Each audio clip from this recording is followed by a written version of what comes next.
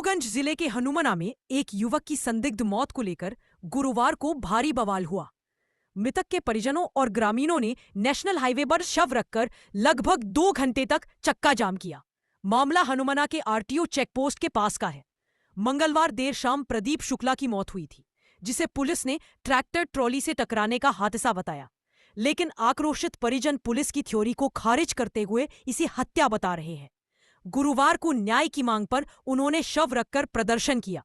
हालात बिगड़ने पर कलेक्टर संजय जैन और एसपी दिलीप सोनी मौके पर पहुंचे। अधिकारियों ने परिजनों को निष्पक्ष जांच और पोस्टमार्टम रिपोर्ट के आधार पर सख्त कार्रवाई का आश्वासन दिया, जिसके बाद जाम खुल सका। अब सबकी निगाहें पीएम रिपोर्ट पर टिकी है। कल सुबह लगभग 9:30 बजे यहाँ के परिजनों के द्वारा कि कुछ घटना इनके साथ हो गई है और उनकी मौत हो गई। हम लोग भी वहाँ से चले, यहाँ दोपहर में पहुँच गए तो सीधे कहाँ चले गया, जहाँ गृह ग्राम तिलिया है। तिलिया पहुँचे, यहाँ जानकारी नहीं थी कि सारे परिजन यहाँ थाना में हैं, लाश चीर घर में है। तो वहाँ पहुँचने पर ये पता चला कि यहाँ सारे परिजन जो है तो यहाँ पुलिस वाले यहाँ बैठा के रखे हैं। वहाँ से हम लोग यहाँ आए। यहाँ आकर के क्या देखते हैं कि जितना भी प्रशासन का व्यक्ति था, छोटा या बड़ा, किसी ने गहराई से कोई मतलब छानबीन के लिए प्रयास नहीं किया। जो होना चाहिए वो ये घटना जो स्थिति देखी जा रही है अभी जो समझ में आ रहा है वो 302 सीधा सीधा है। यह हनुमाना क्षेत्र के पूरे परिसर में लगभग यही बात व्याप्त है कि मर्डर हुआ है। क्या किसी ने देखा मर्डर? हाँ, मर्डर के साथ हमारे घर का ही ये भाई का जो है लड़का था साथ में। तो जब वो गाड़ी वहाँ पर पहुँची घटनास्थल पर भाटी में, तो वहाँ पहुँचने पर जो है एक ट्रैक्टर था। बताए अनुसार जो है उस लड़के के बताए अनुसार एक ट्रैक्टर था। गाड़ी वहाँ पर जाके उस ट्रैक्टर से जो है तो टच होती है। ट्रैक्टर के बगल में आदमी था, उससे टच हुआ। हाँ, आदमी।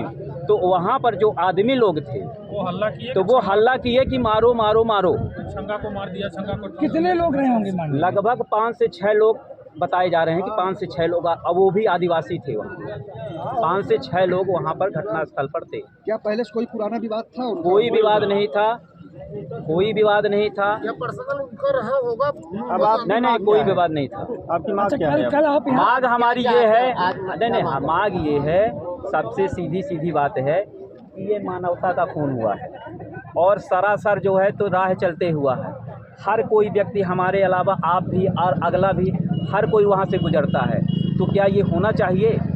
तो हम सारे परिजन मिलके ये मांग कर रहे हैं कि हमारे साथ ये न्याय होना चाहिए कि जो भी आरोपी हैं उनको पकड़ा जाए, एक्सीडेंटल न बनाया जाए, लीपापोती न किया जाए। अगर किसी अमुक व्यक्ति का, किसी बड़े वरिष्ठ व्यक्ति का अगर दबाव हो तो ऐसा करके हम लोगों के साथ अन्याय न किया जाए।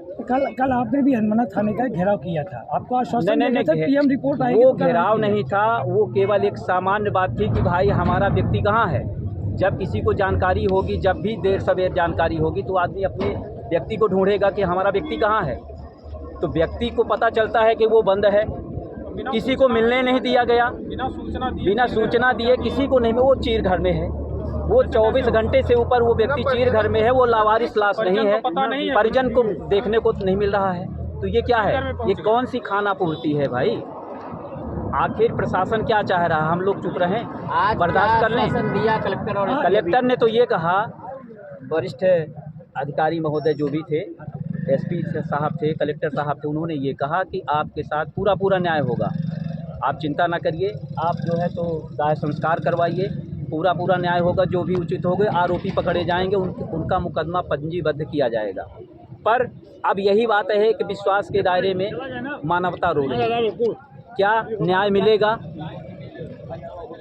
क्या हमारी आवाज़ ये जनता, ये प्रशासन सुनेगी कि इस घटना के बाद सब मौन हो जाएंगे? तो हमारी नहीं है, आप कलेक्टर एसपी के आश्वासन से जी अभी जो है NH30 में जिन्होंने रखा था, क्या उनकी मांगे थी सर?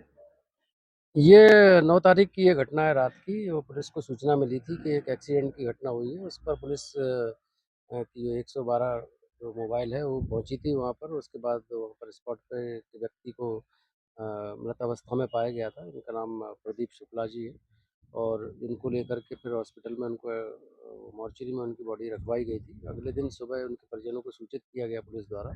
फिर उनके परिजनों के द्वारा ये बताया गया उनको कि इसमें हत्या की उनके द्वारा आशंका व्यक्त की गई थी और उनके द्वारा बताया गया था कि किन्हीं लोगों ने उसकी हत्या की है। इस बात को लेकर के वो आक्रोशित होकर के उन्होंने आज अपना डेड बॉडी का यहाँ पर हाईवे पे रखा उनको। तो मैं और कलेक्टर साहब यहाँ पर आए और उसके बाद उनको समझाइश दी गई कि जो भी वैधानिक कार्रवाई होगी वो की जाएगी और इसमें बिल्कुल निष्पक्ष रूप से जाँच की जाएगी।